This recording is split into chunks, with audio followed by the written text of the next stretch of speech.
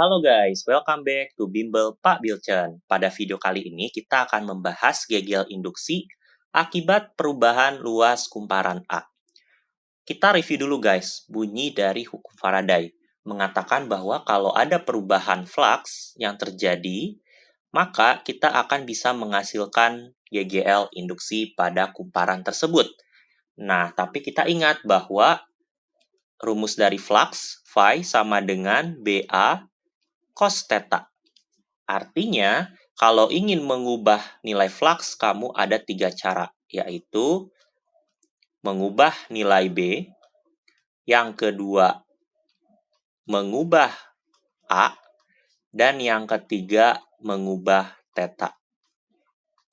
Nah, pada video sebelumnya kita sudah bahas bagaimana kita ubah nilai B untuk menciptakan gegel induksi. Nah, kali ini kita akan belajar menciptakan gegel induksi lewat perubahan A. Nah, bagaimana cara mengubah luas kumparan? Kita coba ambil bentuk yang paling sederhana, yaitu adalah kotak ya atau persegi panjang. Di sini saya coba buat kawat U ya, kemudian saya ingin buat persegi panjang, berarti saya butuh sisi satu lagi, tapi sisi satu laginya saya kasih batang konduktor yang bisa digerakkan. Nah, kenapa bisa digerakkan? Agar kita bisa geser kiri kanan untuk mengubah luasnya. Nah, di sini saya punya medan magnet, kita kasih medan magnet ke arah utara. Ya, utara berarti kan dia tegak lurus sama si luasannya kan. Nah, di sini coba kita geser dia ke kanan ya. Ke kiri boleh, ke kanan boleh ya. Nah, ini adalah V-nya. Geser ke kanan. Nah, di sini kita lihat bahwa kita geser ke kanan, itu akan menghasilkan perubahan luas A. Luasnya makin besar, ya kan? Nah, berarti sesuai dengan hukum Faraday, kita bisa hitung GGL-nya dengan rumus epsilon sama dengan minus N d flux bagi dt. Nah, di sini N-nya adalah 1, karena kumparannya cuma ada 1. Berarti ya, sisanya adalah minus. Flux rumusnya adalah BA cos theta dibagi dt. Nah, di sini kita tinggal lihat bahwa yang berubah cuma A-nya. Ingat, B sama theta tidak berubah. Saya tidak ubah B dan theta-nya. Berarti sisanya kita pindahkan ke depan, B cos theta dikali dA bagi dt. Nah, apa itu theta? Ya, ingat, di rumus flux, theta itu adalah sudut antara B dan normal A. Nah, jadi kalau saya coba visualisasikan, kita tidurkan si kawat U ini, ya. Saya tidurkan seperti ini batangnya. Nah, medan magnet kan ke utara, ya kan, tegak lurus sama si luasannya. Ini adalah B. Nah, theta adalah sudut B dan normal A, ya kan. Nah, A-nya itu kan tegak lurus sama si luasannya. Berarti mereka sejajar sebenarnya, atau sudutnya 0 derajat. Nah, berarti cos theta ya menjadi cos 0. dA itu adalah perubahan luas ya. Kalau di sini kan pertambahan.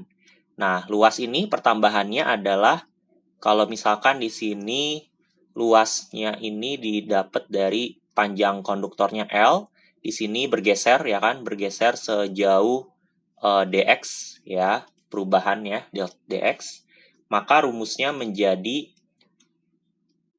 dA ya, perubahan luas menjadi dx kali L dibagi dt. Nah, di sini kita dapatkan bahwa minus B cos 0 adalah 1, dx bagi dt atau delta x bagi delta t kalau rata-rata itu adalah kecepatan menjadi minus BVL. Nah, tetapi ada beberapa kasus di mana medan magnet yang masuk ke kumparan itu nggak tegak lurus guys. Contohnya seperti ini. Kumparannya saya tidurin, ini L-nya ya, ini L-nya, batang konduktor. Misalnya B-nya nggak tegak lurus, nembusnya tapi kayak gini. Nah, membentuk sudut theta ya dengan si L. Nah, berarti sesuai dengan definisi flux, kita akan ambil kita akan ambil komponen vektor yang tegak lurus yang menembus luasan. Berarti kita pakai sin theta. Nah, maka rumus aslinya menjadi minus BVL sin theta. Nah, ini adalah rumus untuk menghitung GGL induksi akibat perubahan luas kumparan A.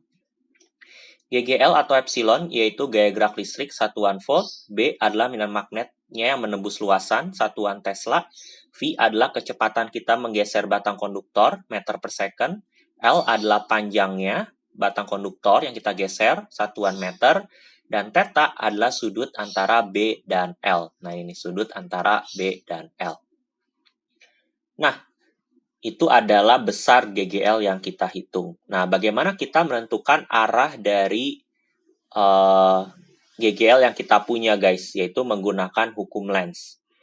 Nah, di sini kalau kita perhatikan bahwa medan magnet B-nya ke utara, ya, di sini B-nya ke utara, berarti fluxnya juga ke utara, guys. Ya. Nah, karena ke utara, kemudian kita geser batang konduktornya ke kanan. Otomatis luasnya bertambah. Luasnya bertambah berarti delta fluxnya juga bertambah, ya kan? Delta fluxnya itu positif karena luasnya meningkat. Lebih banyak lagi flux yang masuk. Otomatis, kalau delta fluxnya positif berarti searah dengan si flux, ya kan? Berarti delta fluxnya adalah utara juga. Nah, karena delta flux utara, ingat bahwa hukum Lenz, GGL tercipta melawan perubahan flux. Berarti flux induksinya itu melawan si utara, berarti dia ke selatan. Nah, berarti flux induksinya dia ke selatan. Nah, nanti dengan menggunakan aturan tangan kanan, kita bisa menentukan bahwa ini jempol kita ke arah selatan. Nah, kemudian 4 jari kita, ya, ini gambarnya jelek, maaf. Nah, itu merujuk ke arah atas. Kalau kita putarkan, berarti ini adalah arah arus listriknya. Nah, muternya seperti ini, guys. Dengan menggunakan aturan tangan kanan. Demikian video pembahasan mengenai GGL induksi akibat perubahan luas kumparan. Jangan lupa untuk like, comment, and subscribe, and see you in the next video. Thank you.